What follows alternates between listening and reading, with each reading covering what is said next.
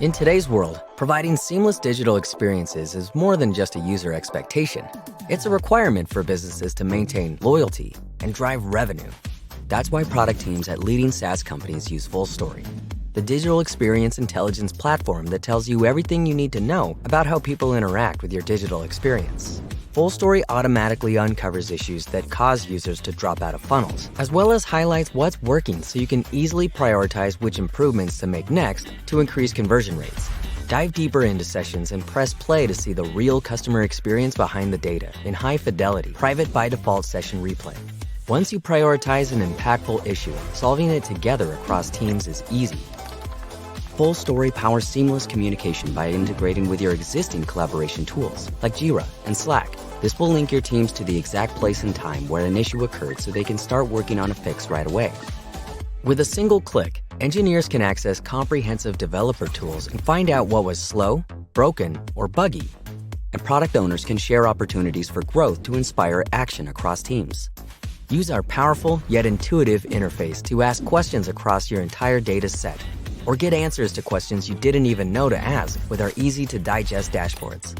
Understand where users are most engaged with instantly generated, fully retroactive heat maps. And finally, measure the outcomes of your efforts and rest easy knowing your next user won't run into the same problems.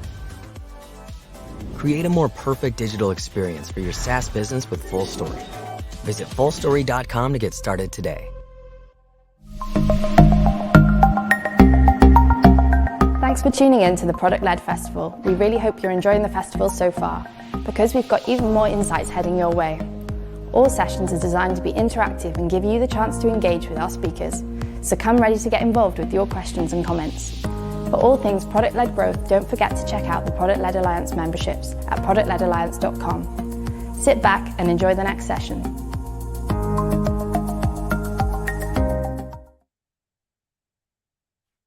Hi, I'm Shishma Zellner, and I'm really excited to talk to you today about career management.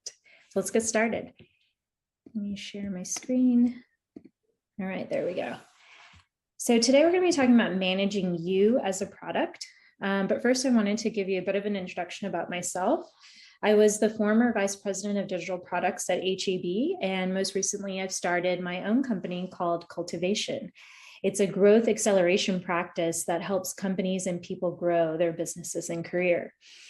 And I've actually been working in tech for about 20 years. I started out as a software engineer, and then I did a brief stint as a sales engineer where I found my true calling as a product manager.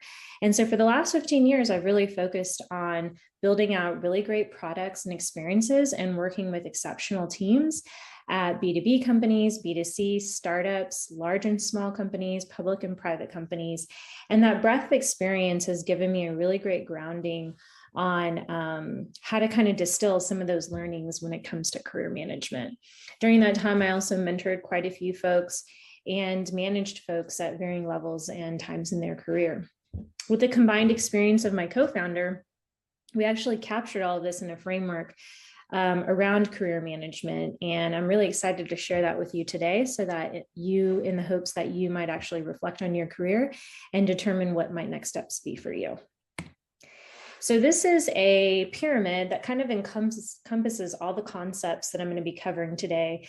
It's kind of grounded in Maslow's hierarchy of needs in terms of thinking about the things at the foundation of the pyramid are really necessary in order for the rest of the areas of the pyramid to actually fall into place. I actually like to say you should use this as a guide. Think about where you are right now and where you might want to go.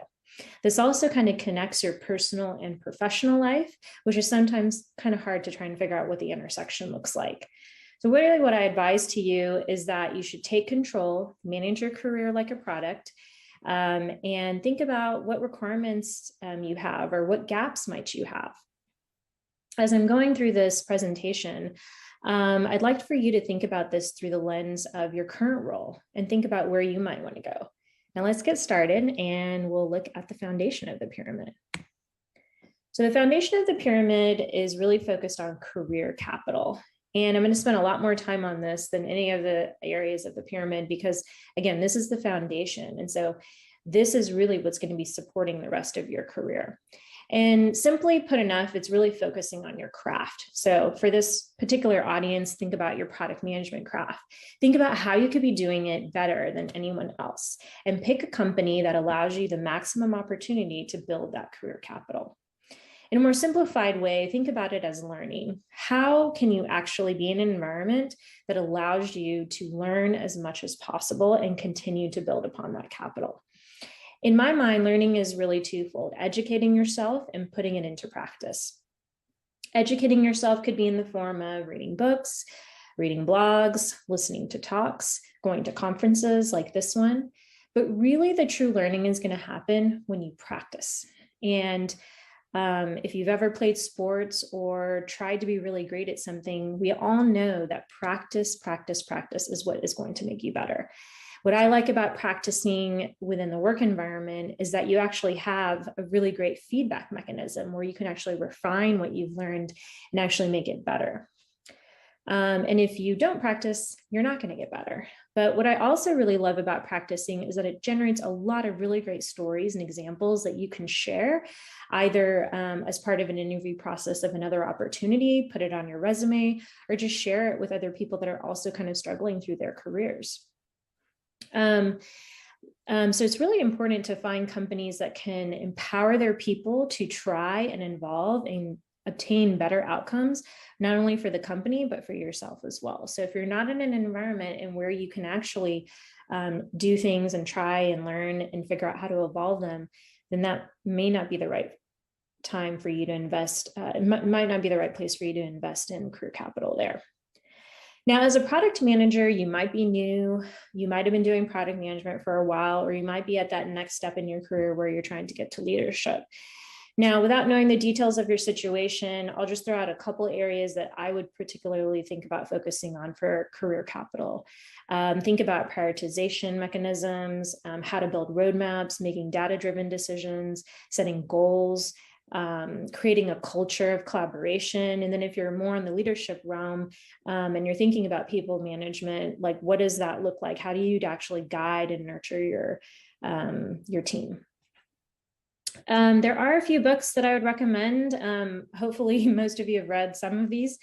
They've kind of been well known in the product management community, but Jobs to Be Done is a really great one. If you haven't read it, really giving a really good foundation around a framework and how to align teams across the organization around a common goal and really deliver on what the customer need is. Marty Kagan, if you haven't heard of him, has been in the product management community for 20 plus years, has a lot of really great books.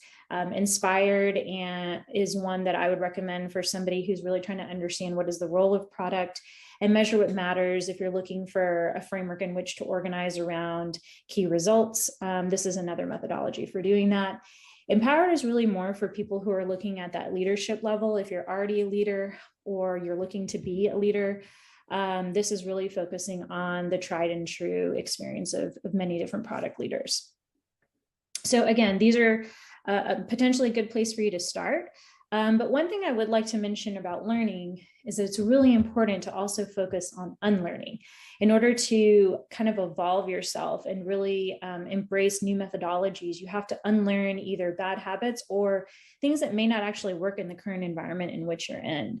Many times you'll think that playbook that worked at the last company is going to work at this one. It may or may not, but everything kind of needs to be customized to the situation. And so it really starts with unlearning and then relearning, and then hopefully you get to your end goal. To go in more depth, there are two books that I'd recommend. One is called Think Again by Adam Grant. If you don't follow him, he's actually pretty phenomenal in some of the like short quotes that he can share. And so I actually follow him, and his quotes, I think he sends one a week. They're actually really uplifting. So if you like that sort of thing, he's a really good writer. And then Unlearn is another one that kind of breaks down things in a little bit more of a structured fashion. So really what I want you to take away in terms of an outcome for career capital is that if you focus on your career capital and becoming a better than average product manager, you actually become part of a smaller pool of top talent, which offers more stability, not only within your current company, but also within an up and down market. Now, we're really fortunate right now to be in a very good market for product management. There's lots of product management opportunities out there, and lots of product managers are getting highly sought after. But one thing to note about stability is that many people think about the company needing to provide that stability to them. I'm only going to pick companies that I know are going to be around for many years to come, or I'm not going to join that startup because, you know, it may tank in a year, and what am I going to do? When really you need to take ownership of that stability. You shouldn't be relying on the company to provide the stability for you. What you should be relying on is your skills. The skills that you develop will make you stable. And if you are good, then you will be marketable no matter what. The other thing to kind of be careful of in this time and economy as well is that there's a lot of money being flown around right now. A lot of investment is happening. A lot of new private equity and VCs are popping up every day.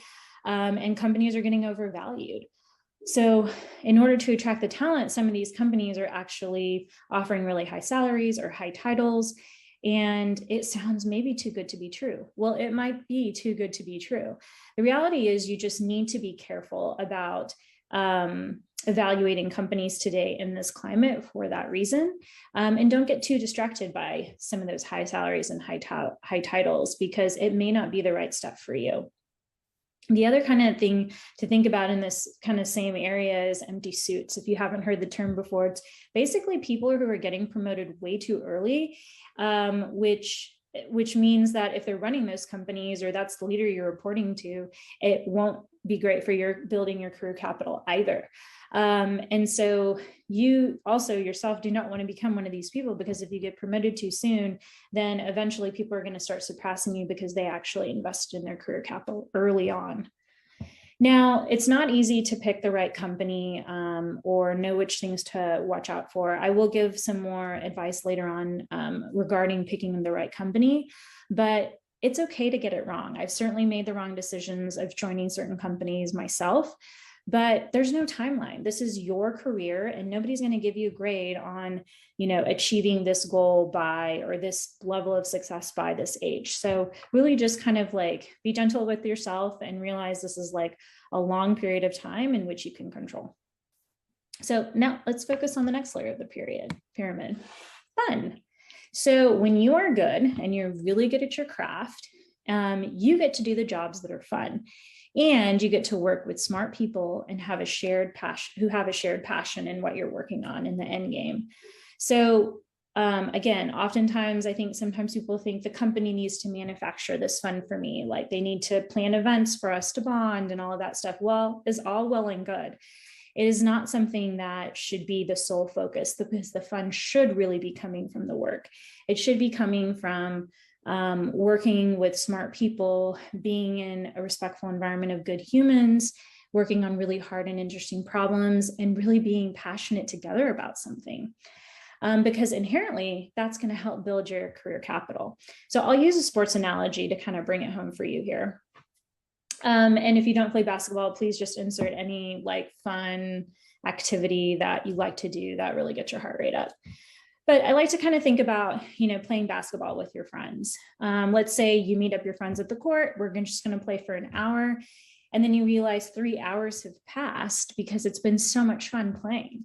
Now, the inherent benefit of those 3 hours of playing was that you actually worked out. You contributed to your health and well-being there.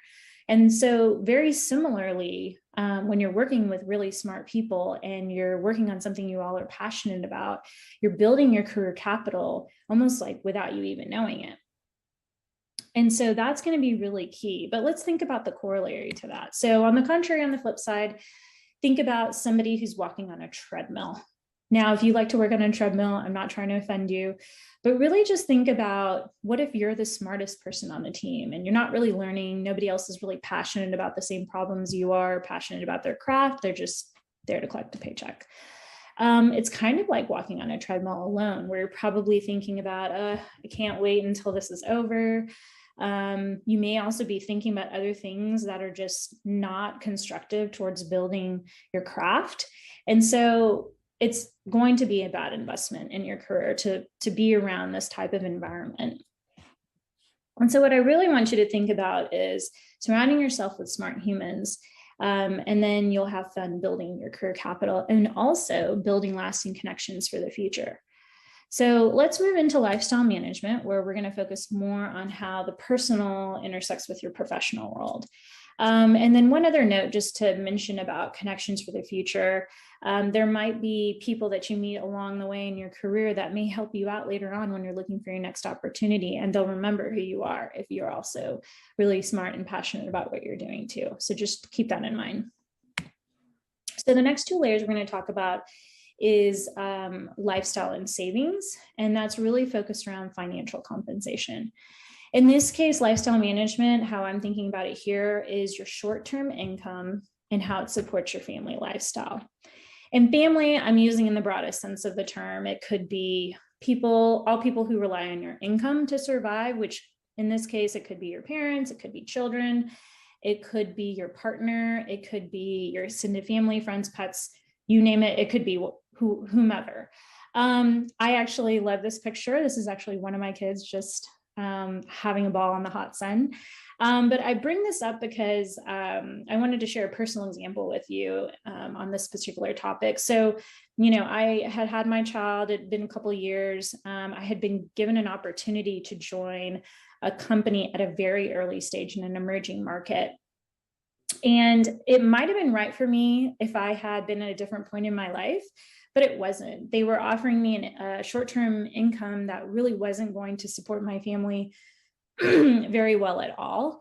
And we would have to make a lot of compromises in order for me to take that job opportunity. Now, of course, you could say, well, what about, the potential of like making millions from there? That's a huge risk. And I wasn't going to compromise the livelihood of my family in order to take that opportunity. And I also think the negative impact of like my worry of, my family and how they're actually being cared for would have come into play a lot more if I had taken that role and felt like I was worried about that all the time. So, you may have to turn down opportunities at certain points in your career, but know that if you're really good opportunities will always be coming your way, and you'll still be able to have really great career success. Now, the other point to that is, taking pay cuts. I have taken many a pay cut to take on opportunities that I thought were right for me, but I never compromised the lifestyle of my family when I made those decisions. So when I talk about short-term income, I'm talking about two parts, short and long, right? So we're talking about short right here, which is basically your base salary and your bonus. And so what I recommend here is that you actually sit down either with your family or without and figure out, what does that contract look like with your family? What is the minimum income you need in order to maintain that comfortable lifestyle?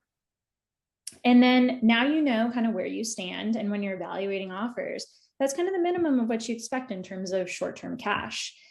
And, short-term cash will contribute to your savings, but probably not at the rate that you might think. Now, the old kind of thought and probably advice that you got early on in your life or from your parents was that, you sack away a little bit of money over time and then, have a bit of a multiplying effect before you actually plan to retire from working.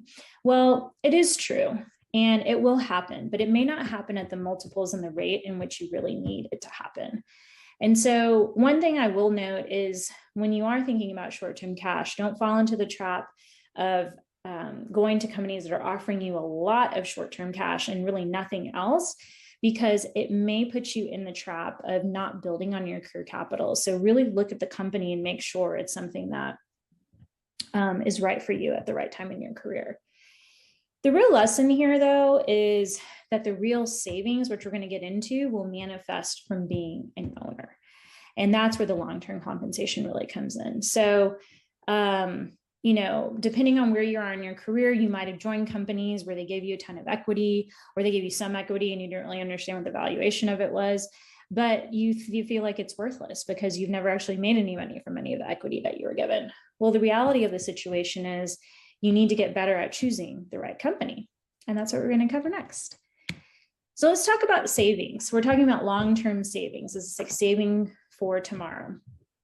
The main question that you want to ask yourself here is, how do you leverage your income strategy? How do you make more money faster than hours in the day? So to kind of think about it in terms of an example, think about two companies. One is a services company, one is a software company. So services company is typically billing hourly. If the company is making $100 million a year, likely it's going to get valued pretty close to that, maybe a little bit more. Whereas a software company, the software is actually working for you, not just the hours that you're working. And so even if they're making $100 million of revenue a year, they actually might be valued at 10 to 40x that. So that's really the big difference here versus the two models. And so your challenge is going to be picking the right company so that you can see that same type of financial benefit. So obviously, we've been talking about working with fun teams, smart people, great leadership. Those things are all important and definitely part of the equation when evaluating the right opportunity for you. But you also need to think like an investor. And in this case, you need to really think about it is if you can think like an investor. Do you have the capacity to actually evaluate companies? And I will say, we all should kind of have the basics around looking at a company and evaluating if it's right for us in terms of their market fit, their growth trajectory, things like that, how much investment they've taken. But the reality is, why not rely on the experts? Why not rely on people who have actually practiced this time and time again, have had a successful track record? And the easiest way to do that is actually looking at what the top 10 investors are investing in. So either looking at doing the research and looking at the industry of the top 10 investors or top 20 investors and what companies they're investing in, or on the flip side, if opportunities are coming at your way, looking at who has invested in them and then actually looking them up to understand what their track record looks like. Now, they're not always going to pick a winner, but the chances are much higher than somebody like myself or you actually figuring out what that might look like, because you haven't practiced doing that over and over again, evaluating companies and making bets. So it's also important to understand when you're thinking about this, we're talking about your whole compensation package here. But the important part here is when you're evaluating companies and you're evaluating your offer, look at the equity, but also understand the valuation of that equity. What is the value of the equity that you're being given? Because if you're given 10 shares versus 1 million shares, don't just take it on faith that 1 million shares means more money, because it may actually not. So, rely on the employer to actually explain what that value looks like and how it might look over time.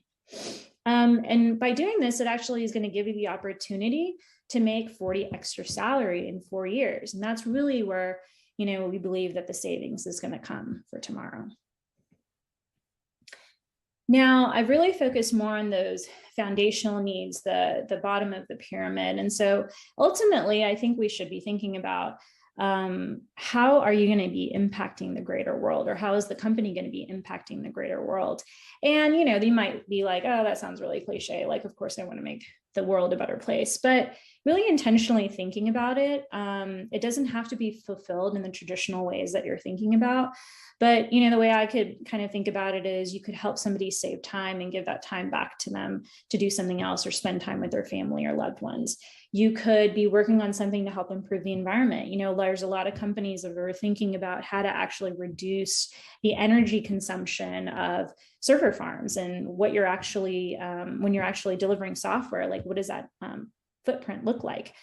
One of the things that I think is really kind of cool is, once you get to a certain level in your career, you can also affect the income for somebody and actually have it be a step change in their life. Think about you as a leader. Maybe you started your own company at some point and you hired some folks and your company ended up being successful, and now you're able to give them a huge step change in their income and being able to save for the future. So, that's all these ways that you can have an impact and have making the world a better place.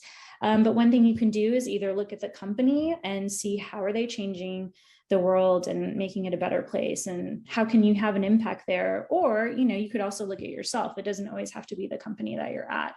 But, it's important to think about this as part of your career as well. So in summary, pick the right companies that offer the ability to build your career capital, work with smart people, and work on interesting problems. Think about how they're going to compensate you for your short-term needs to maintain the lifestyle that your family expects, and then also compensate you for the long-term haul and for the savings for tomorrow. And then lastly, also to contribute in making the world a better place. So my intent really here, as I said at the beginning, is for you to reflect on where you're at and determine if anything needs to change. But the important point here is that you really need to take control of job stability, actively manage your career. And if you're unsure what you should be focusing on at this point in your career, that's where really good peer groups come into play. Mentors, product management communities like this one can help. But there's a lot of really great people out there who want to help other really great people succeed in their career and their lives. So definitely seek out those resources. Ultimately, I really want you to be in a position where you have choices. And so early in your career, you should be thinking about making good investments, saving and giving back, and be wary of opportunities where you may not be able to evolve or following, this graph, following the bad curve on this graph. Because if you do, then it will impact your ability to refine your craft. You'll be less appealing to employers, and you'll lower the opportunity of the long-term savings that you could have for tomorrow. So don't focus on the extra bucks in the short term. And remember, the time to count the score is at the end of the game. So I just want to thank you all and wish you all the best in your future career endeavors. And I'm happy to entertain any questions either now, or you can email me at sushma@cultivation.com. Thank you.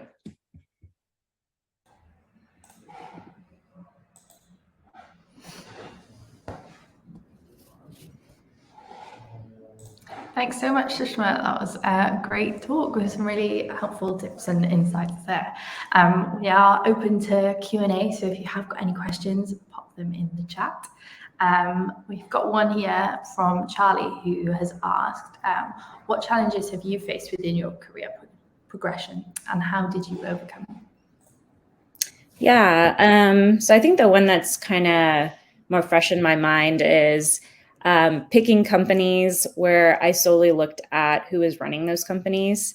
And the reason why that's kind of been a challenge was because there's external factors that happen that you can't really control around where the leadership is going down the line. And so by relying on one sole reason for joining that company, there's just a lot of variability. So just to give you a couple examples, I joined one company of a leader who just had tried and true success, but it was in a completely different space in what we were doing with the new company that he had just started.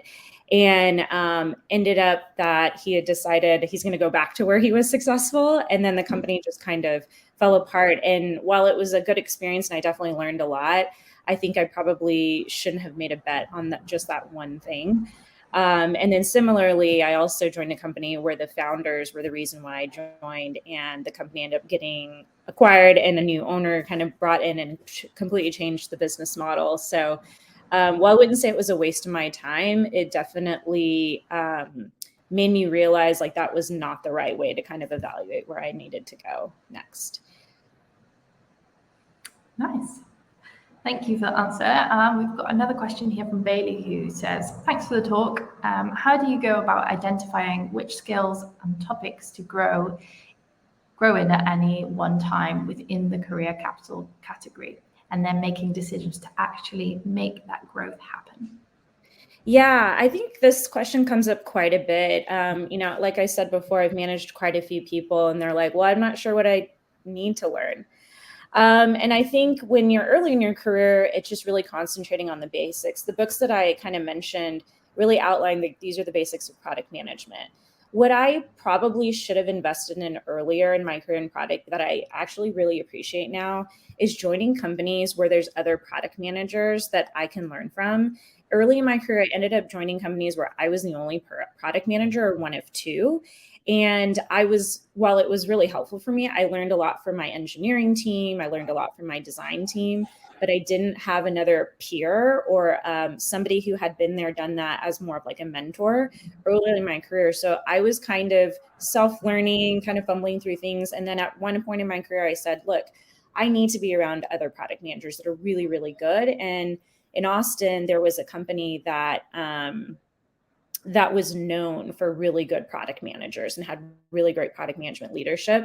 And so I intentionally joined that company so that I could, really learn from those other product managers. So I don't know if this video is going to get shared around again, but, things like road mapping, making prioritization decisions, looking at those frameworks, those are the things I would focus on early. If you've been doing product management for 5 or 6 years, I would say, hey, am I the type of person that really wants to manage other people and like grow their careers? Or am I more like, I just want to get deep into my craft or deep into my industry and subject matter? And that's what I want to focus on. And that's kind of a decision where you're like, okay, well, if I want to go the more people management route, then, that's kind of where you find managers that you really enjoyed and kind of get advice from them. Hopefully that helps in a nutshell. But I'm happy to go into more detail if you want to contact me directly. Great.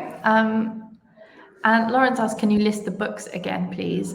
If Lauren, you have gotten access, all areas past this video will be available on demand, so you can go back and look through what Sushma has talked about. But I don't know if you quickly want to list off a couple of names. Sure. So I mentioned Marty Kagan. He actually has his own website with a bunch of really great articles that are just more current, but Inspired is a good one. There's 2 versions. So if you're at an early stage company, go to the first version. If you're at a larger company, go to the second version. And then Measure What Matters is really more about OKRs and things like that. I think if you're going to start from the beginning, those are 2 good places to start. Great. Cool. Well, that brings us to time. So thank you so much, Sushma, for a great session. And thank you to our attendees for the questions there in the chat. Stay with us. We've got lots more to come today. Look forward to seeing you all later. Thanks, guys. Thanks, everyone. Bye. Bye.